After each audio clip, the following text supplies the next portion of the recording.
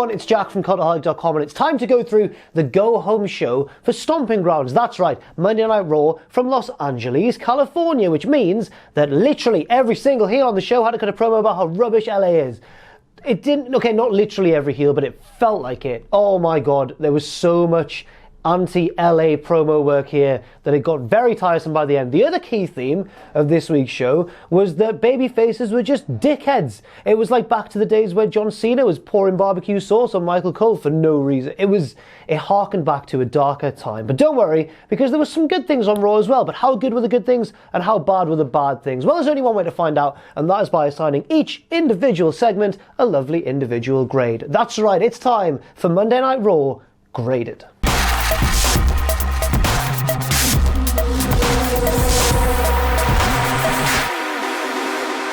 So we start things off with Elias. He's in the ring with his guitar, he cuts a promo on LA, and then he reveals that he's wearing a referee shirt, which means that Baron Corbin has asked him to be the special guest referee for the match with Seth Rollins at Stomping Grounds, because Baron Corbin's allowed to do that because no, there was a reason, because he learned some things when he was Raw General Manager back in the day. Rollins is here with a chair and clearly doesn't take too kindly to the wildcard rule because he beats down Elias when Elias's back is turned. I think that qualifies as our first babyface dick move of the week. So I think Adam Pacini's editing this video. If you could just knock me up a little counter and just add one to it. So that's one babyface dick move. Thanks very much, Seth Rollins. Because Rollins doesn't just give Elias a little cheap shot, he batters him several times with the chair, then grabs a microphone, he's rude to the guy at ringside, he goes, "Bring that microphone over here." I'm like, Seth explains why he's in such a angsty little mood and says, you know what, everything I've been through with Brock Lesnar has changed me, now I have no time for these games, and I'm going to take out anyone who considers accepting Baron Corbin's offer of the special guest referee position. So I'm going to give this a C+. You might have enjoyed it a bit more than me. Let me explain, right? First of all, positive points. It was quicker than the standard Raw opening segment, and it was a little bit different from the standard Raw opening segment. There was no promo parade of people coming in, saying a few lines, and then the next person comes in. It was more straightforward than that, and more effective as a result. Problem is, didn't really make much sense. Like, Elias has been announced as the special guest referee, then Rollins beats him up and says, I'm going to take out anyone who considers becoming special guest referee. And I was like, well, Elias is the special guest, he just said he was. I don't understand. And then later on it would be revealed that Elias was no longer willing to be special guest referee because he'd been so beaten down by Rollins. But that wasn't explained then in the ring during this segment. We were just forced to assume that that was a reality because commentary were like, well, I bet Sami Zayn also is having second thoughts right about now. And I was like, well, Sami Zayn's not the special guest referee. Elias is the special guest. It doesn't matter. It just really took away from the segment for me because it made no real logical sense. It was backwards writing. They decided on the end point without explaining it in the build-up rather than building it up and then explaining. You know what I mean? It kind of affected the opening segment for me, but tonally, much more of an improvement because it was quicker, snappier, and more to the point. Next up, a fatal five-way match to become #1 contender to Samoa Joe's United States Championship. So we had Braun Strowman, Cesaro, Lashley, Ricochet, and The Miz as well. And this was a pretty fun match, to be honest. But it quickly becomes apparent that this is actually a fatal five-way elimination match, and it's still pretty fun. Cesaro is eliminated first, but it's not too bad because he gets to show his impressive strength with an outrageous slam on Braun Strowman early on. Then Strowman manages to turn the tables and eliminate him with the power slam, but I wasn't too annoyed because it's an elimination match, you know, you've got to get people out of there kind of quickly, and Cesaro had a little chance to shine at the start before he was eliminated, so I wasn't as annoyed with this as you may have assumed. I forgot to mention as well, I should mention that before the match, when they all hit the ring, every competitor in succession hit their finishes on Elias, who was still in the ring. Slightly dick moves from the babyfaces for doing that. I think I might, attacking a defenseless man. I might give that another number 2 on the babyfaces being wankers counter. Thank you very much, Adam. Also, I was really concerned, or confused rather, when Lashley hit Elias with his finisher because, well, weren't they friends at some point? I've lost track, to be honest, of everyone who's been affiliated with the big heels on Raw over the past few months or maybe year or so. So like, were they both under Baron Corbin's command at one point at the same time, or were they not? I can't quite remember. Were they both aligned with Shane at some point? Someone let me know in the comments because right now my brain's not working, but I'm sure that they're allies. I'm sure that they are. But back to the match, Lashley is also eliminated by Braun, and then the two heels who've been eliminated, Lashley and Cesaro, beat up Braun Strowman, and that allows Ricochet to hit his big 630 from the top rope and pin Braun with the help of two heels. Get that counter up, Adam. That's a babyface being a wanker and a dick. 3 already. We're only a couple of segments in. So, you know, Strowman looks pretty strong as a result of this elimination match because, yes, he got eliminated and didn't make the final 2 or anything, but at the same time, he was taking guys out pretty quickly and only got eliminated because the heels ganged up on him after he'd eliminated them. So I'm not too annoyed with that. It all culminates in Ricochet versus The Miz. They have a pretty decent final 2 kind of mini matchup, and eventually it's Ricochet who's able to win with another 630, and I think that's the right call. I think he's probably the most exciting person to go on and face Samoa Joe at Stomping Grounds. Joe attacks Ricochet after the bell, but Ricochet fights him off and hits a plancha to the, or like a tope to the outside.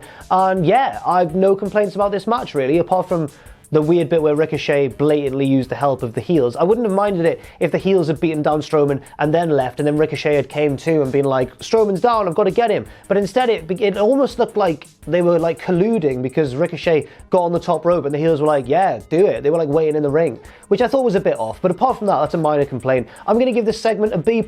I thought the right man won, I thought the match was fun, and I think it sets up a fresh matchup for Stomping Grounds, which, I mean, there's not too many of them on the Stomping Grounds card, so I'm glad we've got at least one. Next up, it's time for the man to come around. Becky Lynch hits the ring and calls out Lacey Evans, and out she comes, fair enough, straight away. Dun, dun.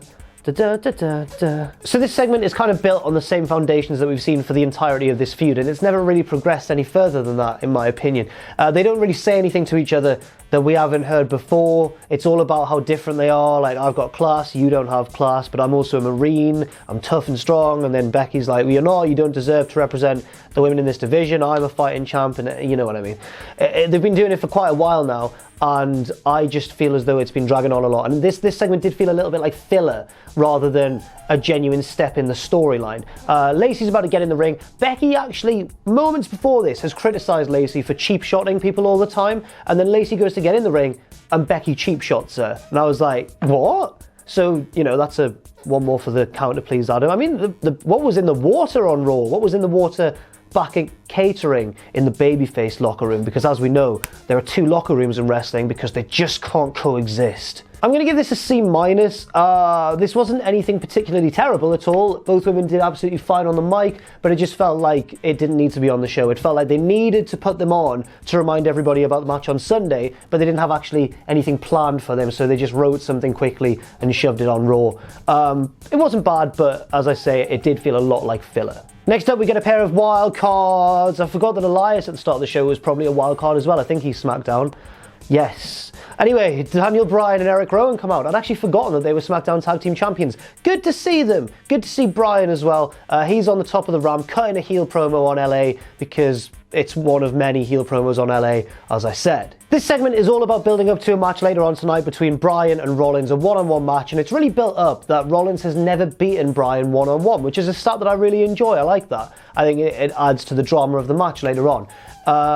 Unfortunately, Rollins is still running around backstage like a crazy person because around the time of this segment, we also got a little mini backstage segment where Corbin announced in an interview his intentions to still look for a special guest referee despite Elias dropping out. And then Rollins came along and battered Corbin with a chair and then left. So that's another cheap shot, another blindside attack from Rollins.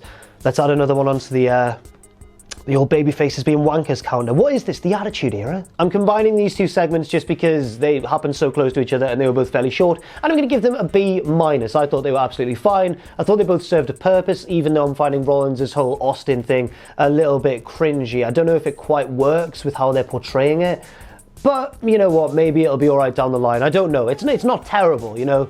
It's not awful. Bryan as well cut a great heel promo, which would have admittedly been more effective if Elias hadn't effectively cut the same promo at the start of the show. But again, that is sort of being a little bit nitpicky. Next up, the Viking Raiders, versus Russ and Randy Taylor. We all know them and we all love them. Nope. The Viking Raiders win this one in a minute or less. It's a total squash match, a decently entertaining one, but the real action happens after the bell. So we pan across the front row and the fans are all going, boo, Viking Raiders, we hate you. And then we notice 2 fans who look very familiar. It's R-Truth disguised as, I think, like a British redcoat, like the sort of War of Independence times. And it's Carmella dressed as Charlie Chaplin, I believe. They are suddenly ambushed by, you know, all of the challengers to R-Truth's 24/7 title running down the ramp, so they jump over into ringside. R-Truth hides under the ring. All the challengers like try and get him from under the ring, and they pull out Titus O'Neil because he lives under the ring now because he fell under there once at the Greatest Royal Rumble. Ha ha, it's a good joke. Then R-Truth manages to get out the other side of the ring and they run away, and that was the only thing we really saw from the 24/7 Championship on Raw, which I was surprised at considering the amount of segments that did feel a bit like filler, whereas the 24/7 title scene is the perfect excuse for filler, so I didn't really understand it. If there was any week that ever, deserved a lot of 24/7 shenanigans, this could well have been it. I'm going to give this a C+. Both the squash match with the Viking Raiders and the subsequent 24/7 title chase were harmless but entertaining. However, how did R-Truth survive the crate? We never got an explanation for that. He was in that box for days on end. I don't understand, and he looked fine. He didn't even look dehydrated, bless him. Crazy scenes. Next up, we go backstage where Shane McMahon has rented out a VIP room and he's having a big party. It looks like the world's most miserable party. So there's Shane, there's Dawson and Wilder, and there's Drew. There are 4 guests at the party, all stood around facing the same direction with a table with a bit of food on it. And it just looks really sad. But they're all around, stood there like they're the bloody 4 horsemen, all going like, yes, we are the best in this big featureless room with a plate of salad there and a bit of ham there.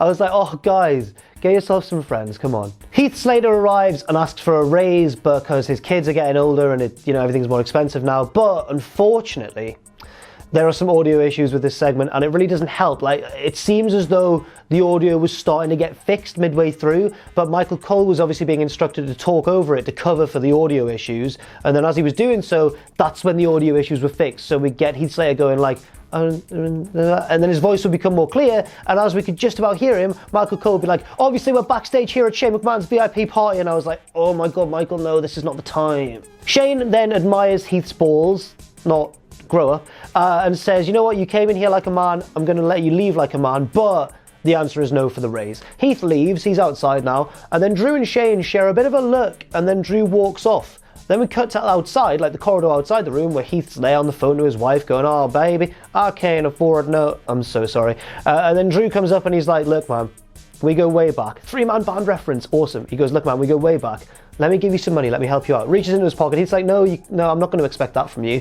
Then Drew drops the money, Heath bends down to help him pick it up, and Drew attacks and just slams his head into the wall again and again and again. Then the Revival and Shane come out and drag him off. They go, whoa, calm down, save yourself for your match with Roman on Sunday. My question is, right, didn't Drew and Shane share a look before? Did you not see that? Was Shane not saying, go and deal with Heath Slater outside? Or was that just Drew going, I'm going to do this on my own? I don't quite know what to make of this, because if it is how I suspected and Shane was like, go and beat him up, why then did Shane come out and go, whoa, buddy, take it easy? I don't understand. Bonus points though to Scott Dawson, because as they were dragging Drew away, he did pick up a bit of Drew's money and just stuff it in his pocket, which was great sneaky heel stuff. That was like Bobby Heenan levels of comedy heel timing. It was wonderful. Unfortunately, I'm only going to give this a C-. I thought it made Drew look really ruthless and evil, but there were several issues that plagued the segment. There were audio issues, there was the whole weird motivation with Shane, like what was his role in it, and did he contradict himself immediately afterwards? I don't quite understand, but the bonus, I guess, or the big positive out of this segment was that Drew looked pretty ruthless and like a huge arsehole. So,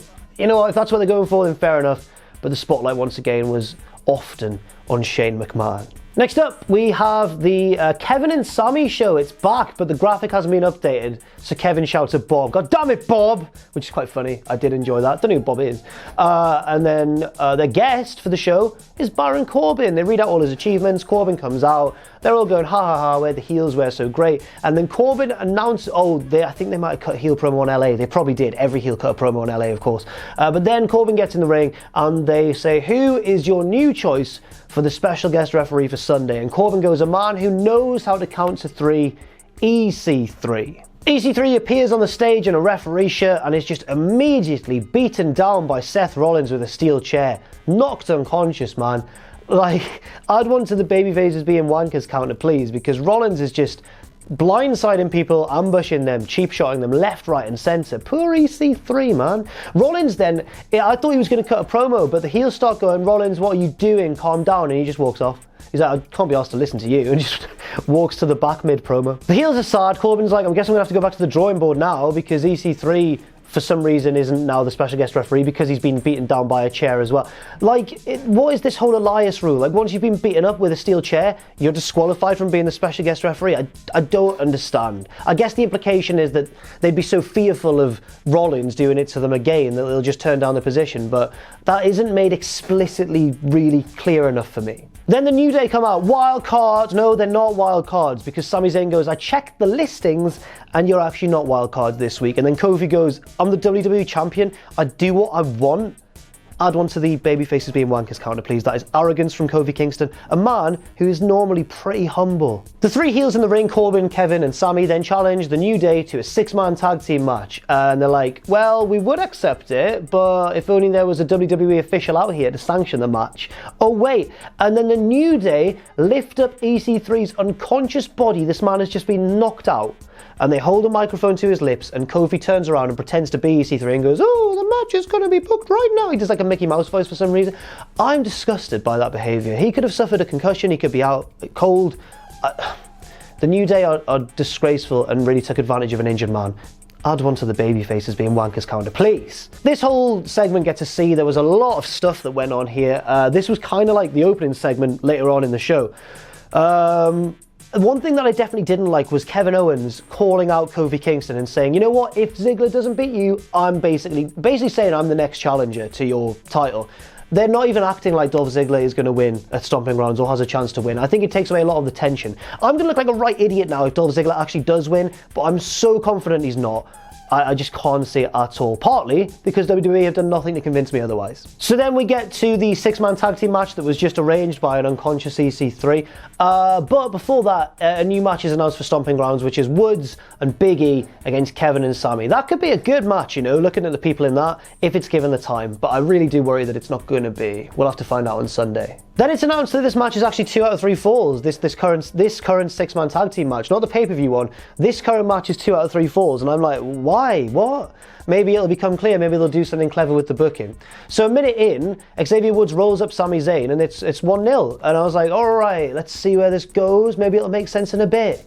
It didn't make sense in a bit. The match then progresses, and Baron Corbin later on blasts Sami Zayn with a clothesline. Owens is obviously livid because even though it's an accident, he's hit his best friend. Owens gets in the ring, super kicks Baron Corbin, and both Kevin and Sami head to the back. They go up the ramp. They're like, enough of this, you're an idiot. This obviously leads to Corbin losing because he's isolated in the ring, and Kofi Kingston beats him with the Trouble in Paradise. C- here. It was better than a C- in terms of action. It was a decently fun match, but the booking really confused me. One, I don't know why it was a 2 out of 3 falls. I don't know what that first fall achieved, especially if the faces are going to win 2-0 anyway. What was the point in having Sami Zayn get pinned as well early on? Secondly as well, why have Baron Corbin look like a huge klutz before his big title match on Sunday? It's just basics really, isn't it? Next up, Paul Heyman hits the ring and cuts a promo on LA.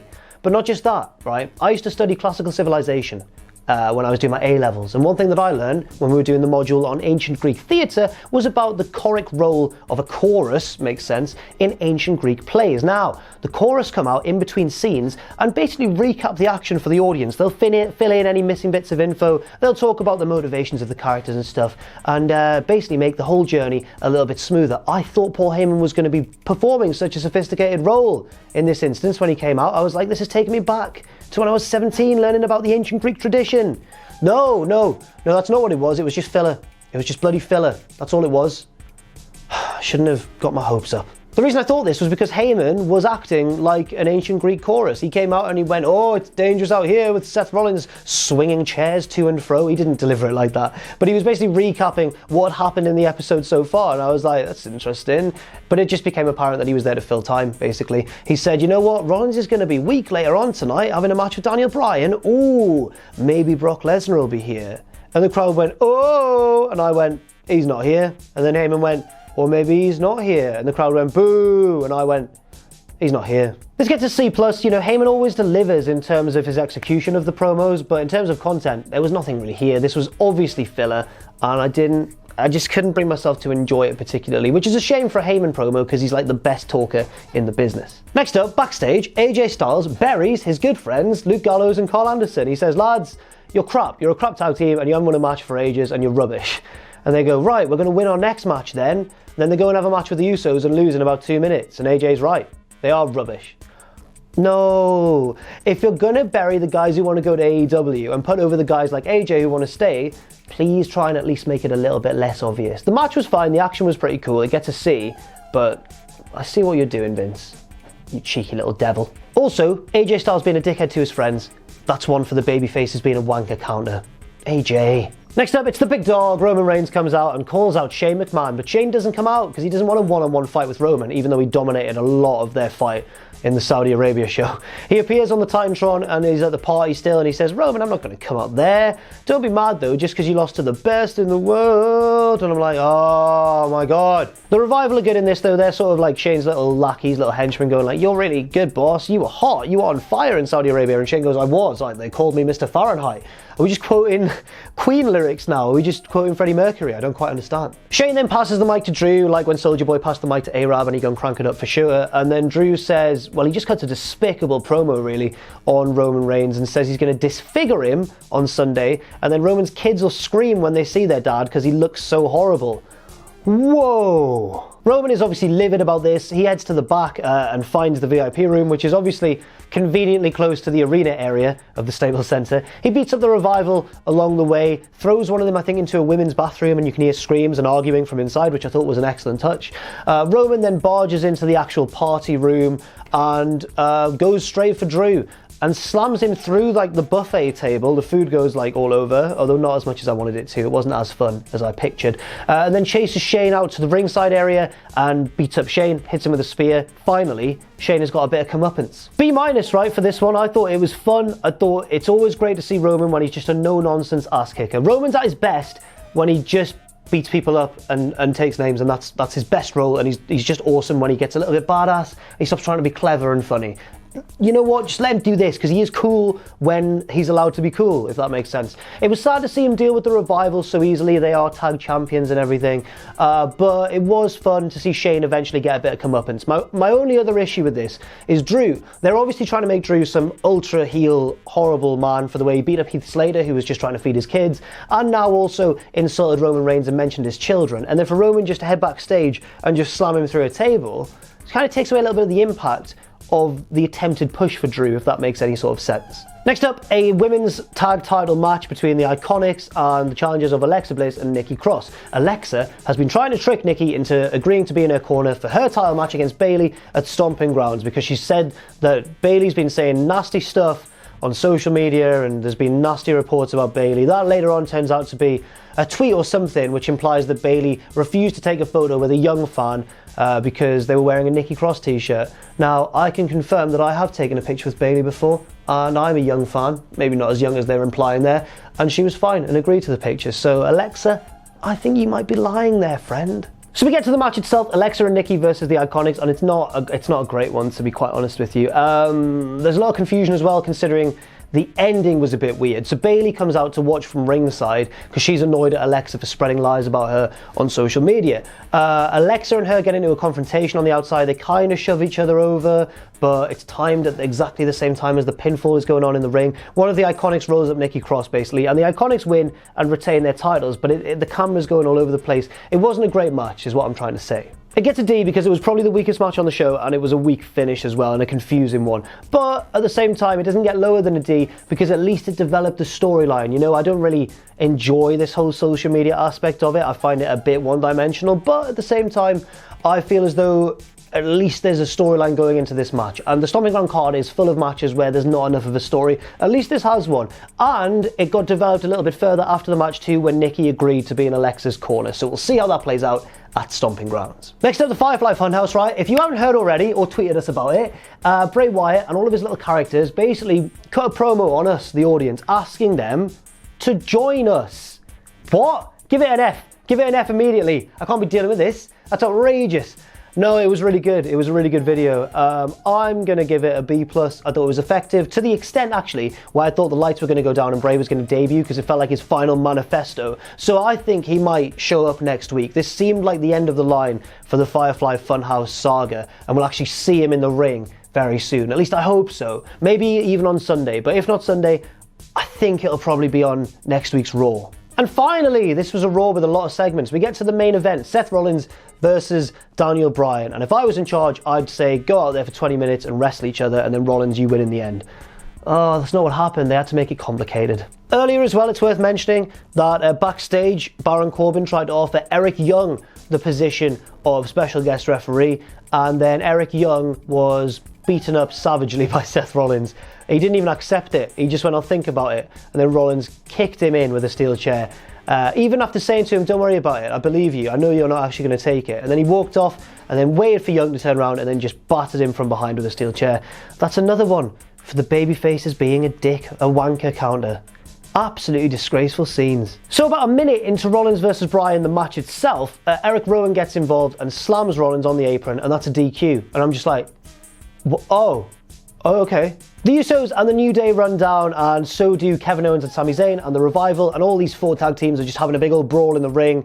Eventually, the babyfaces win and sort of clear out the ring, and then the New Day hold the ropes down for the Usos to do a big dive over the top and take everyone out. And then we go to commercial and we come back. Everyone's been banned from ringside, and it's just Rollins versus Bryan again. My question is, what was the point?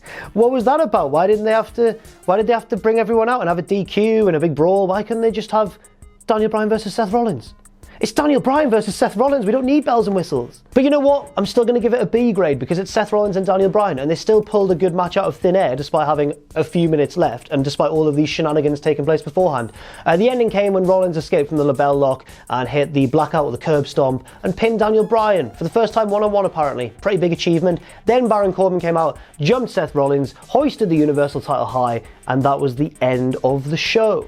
I'm going to give this Raw a C+. It was a busy Raw, a busy one. It felt like a lot of stuff was going on, but at the same time, it didn't feel like all that much of it really mattered. It felt like there was a lot of filler. There were a lot of promos just taking a dump on Los Angeles, and there were a lot of instances of babyfaces being wankers, which I found pretty bizarre, to be honest with you, for it all to happen in 1 week.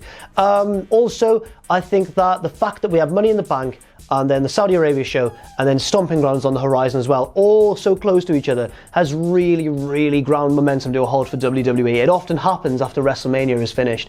Things just grind to a halt before they pick up again for SummerSlam. Hopefully once Stomping Grounds is out of the way on Sunday, we can get back to like the actual natural progression of things and we can start to see a bit of momentum again. But there's no guarantee of that happening. Hopefully it does, and hopefully things start to ease up a bit more, because it just feels quite clogged at the moment, if that makes any sort of sense at all. But I'll leave you with this. The biggest problem with Raw and SmackDown these days, say it with me, is the bloody wildcard rule. Thank you very much. I'll see you next week. Thanks very much for watching, and let us know what you think in the comments section down below. You can follow Cultaholic on Twitter @Cultaholic and on Facebook at facebook.com/Cultaholic. If you enjoy what we do, then please do check out our Patreon, patreon.com/Cultaholic, where you can pledge. And don't forget, of course, most importantly of all, to hit subscribe and to join us.